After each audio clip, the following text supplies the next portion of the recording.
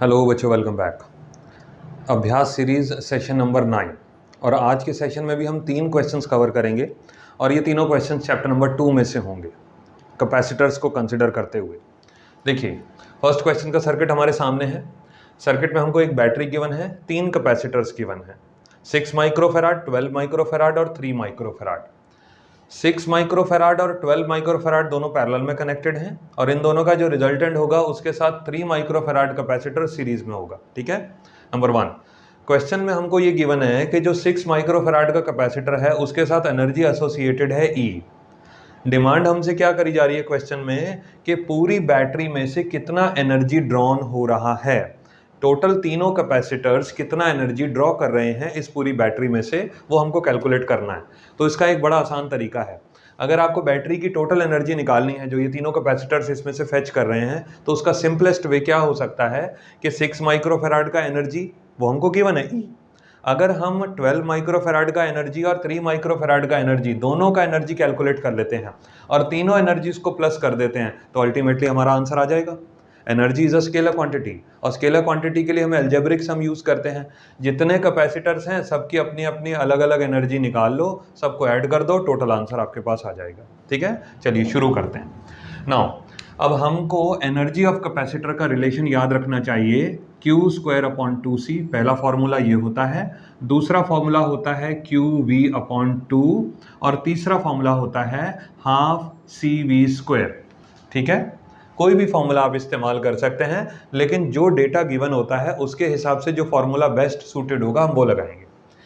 6 microfarad capacitor का energy हमको दे रखा है E। अब देखिए, एनर्जी ऑफ 6 माइक्रोफेराड, यहाँ 6 लिखने का मतलब है 6 माइक्रोफेराड कैपेसिटर कंसिडर कर रहा हूं मैं।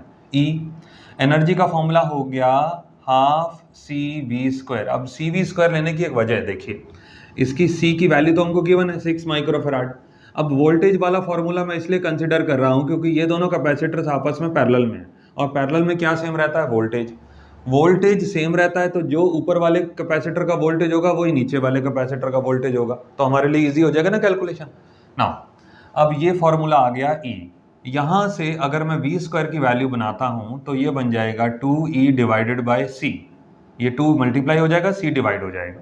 नाउ कैपेसिटर की वैल्यू कितनी दे रखी है, 6 माइक्रोफेराड, तो मैंने V² की वैल्यू कैलकुलेट कर ली 2E/6 माइक्रो।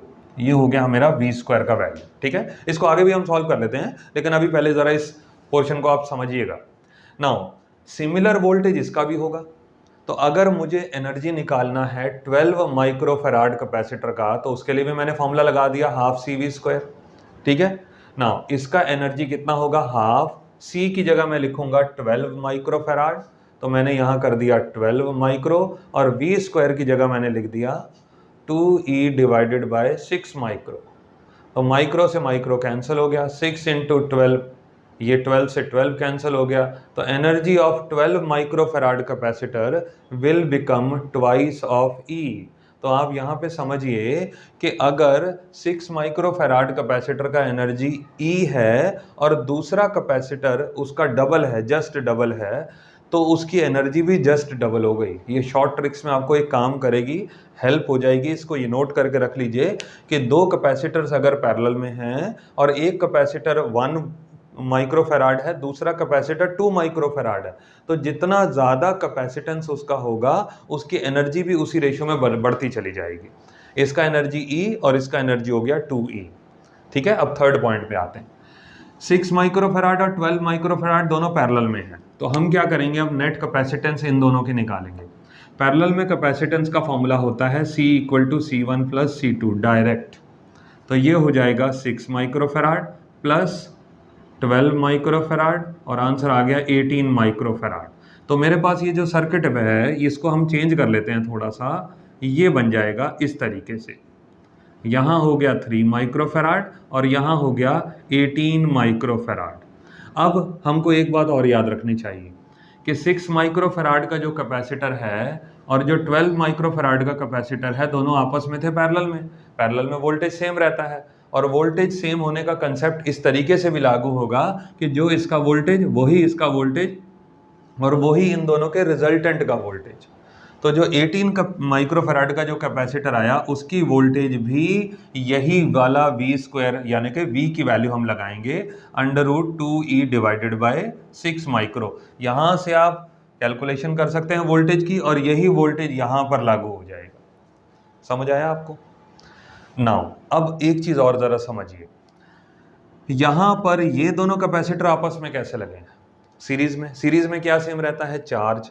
तो अगर मैं 18 माइक्रोफैराड कैपेसिटर का चार्ज निकाल लेता हूं तो वही चार्ज तो 3 माइक्रोफैराड में काउंट होगा, ठीक है ना? तो Q इज इक्वल टू, यहां पर हम इसका चार्ज निकालते हैं, Q is equal to CV। C की वैल्यू दे रखी है 18 माइक्रोफैराड और V जो वोल्टेज इसका आ रहा है वो कितना है? √2e/6 micro, √2e/6 micro. ये हो गया ये टोटल चार्ज जो किस में से जा रहा है? 18 माइक्रोफैराड में से।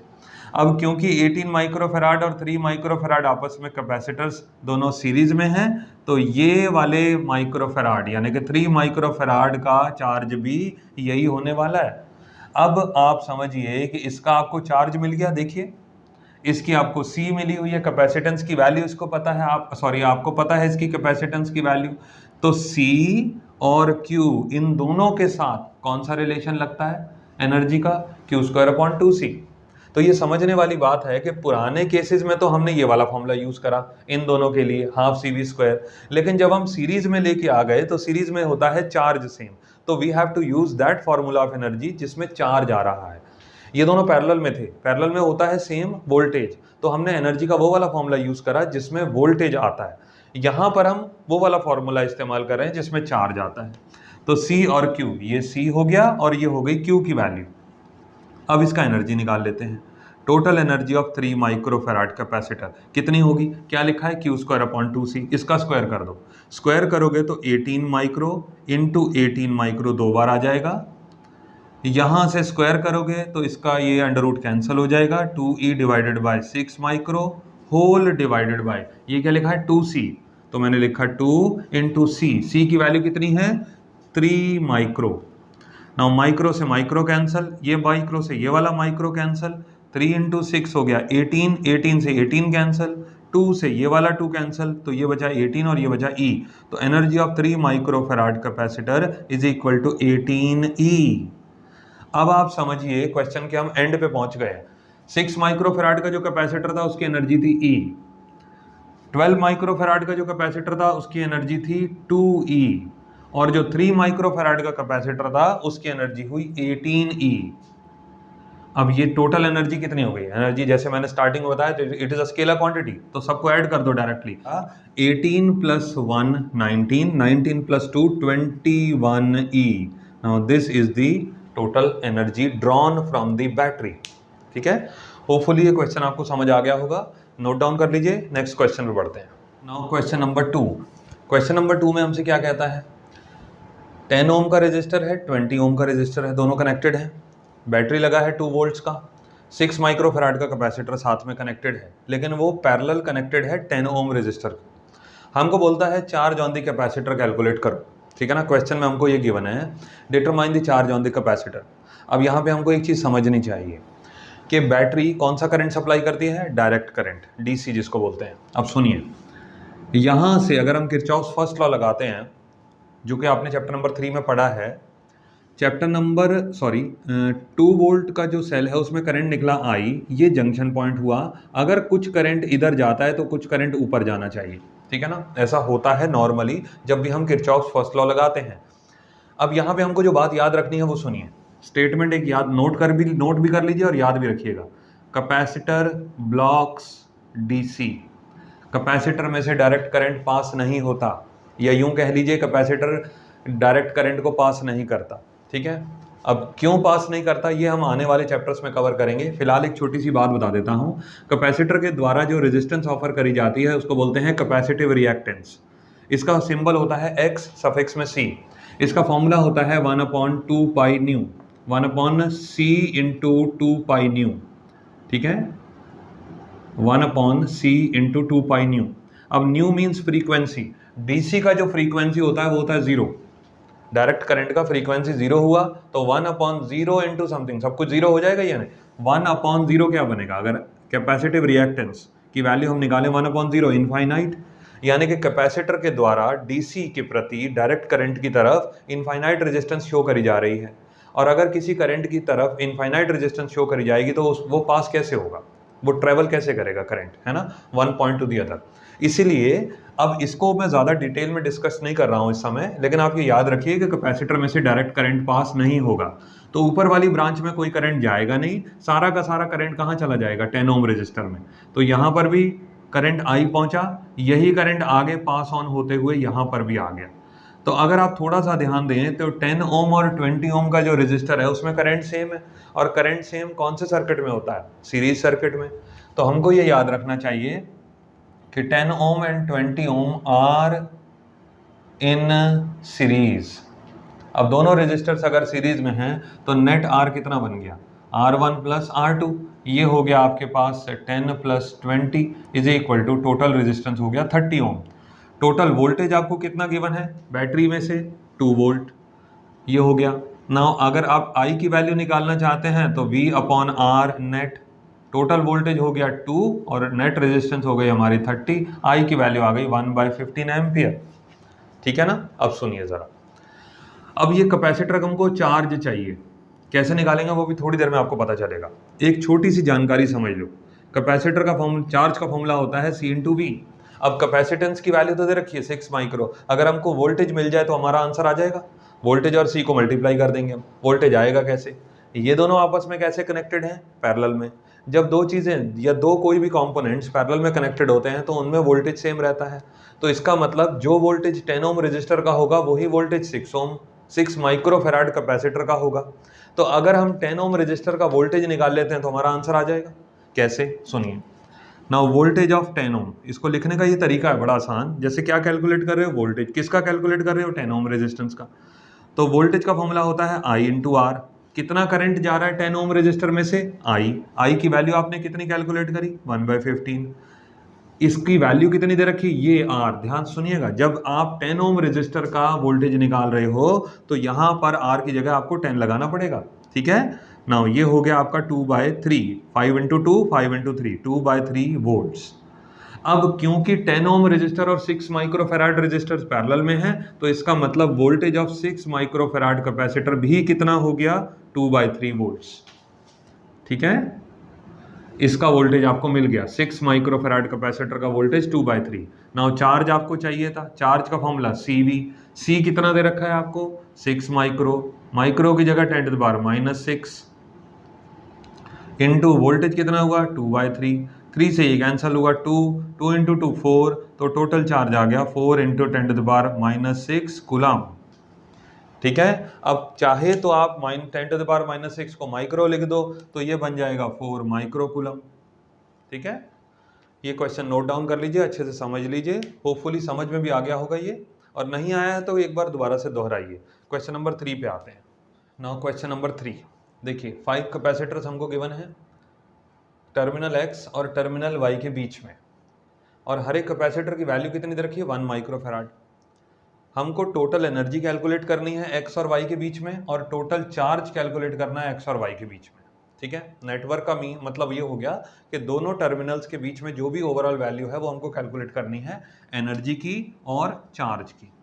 अब यहाँ भी एक चीज़ आपको ध्यान रखनी चाहिए कि ये भी 1 माइक्रोफैराड है, ये भी 1, ये भी 1, और ये भी 1, ये भी 1, सारे कैपेसिटर्स की वैल्यू 1 है। तो ये एक बड़ा आसान तरीका है इसको सॉल्व करने का। व्हीटस्टोन ब्रिज का हम प्रिंसिपल लगाएंगे, बैलेंस कंडीशन जिसको बोलते हैं। Now this is P, this is Q, ये P हो गया, ये Q हो गया, ये R हो गया, और ये S हो गया। अब हम देखेंगे कि P/Q = R/S आता है कि नहीं? आएगा, बिल्कुल आएगा, बहुत सिंपल वैल्यूज हैं।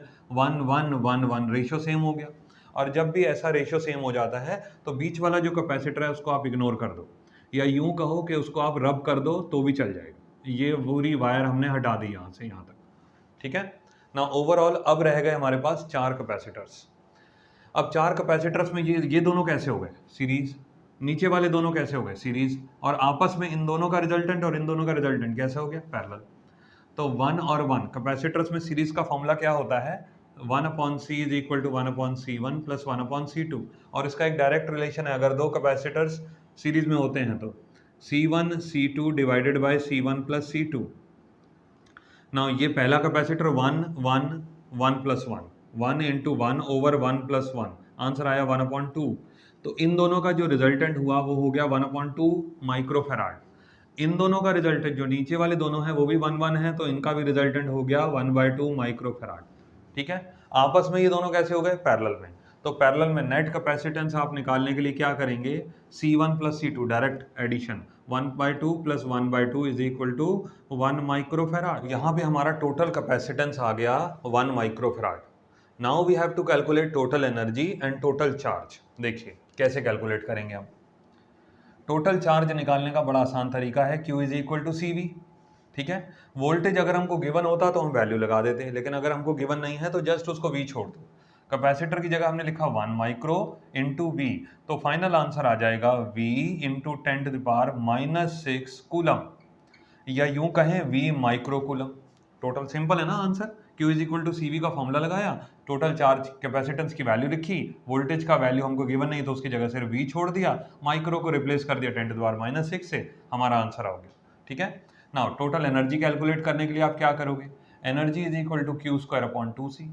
अब चार्ज आपका आ गया तो चाहे ये फॉर्मूला लगा दो, और नहीं लगाना चाहते हो तो ये लगा दो, CV²/2। ये और भी सिंपल है क्योंकि यहाँ पे आपने V की टर्म्स में चार्ज का फॉर्मूला लिखा है, तो यहाँ पर एनर्जी का फॉर्मूला भी V की टर्म्स में लिख दो।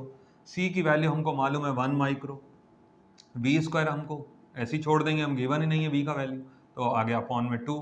तो final answer V²/2 into 10⁻⁻6 joules. This is the total value of energy.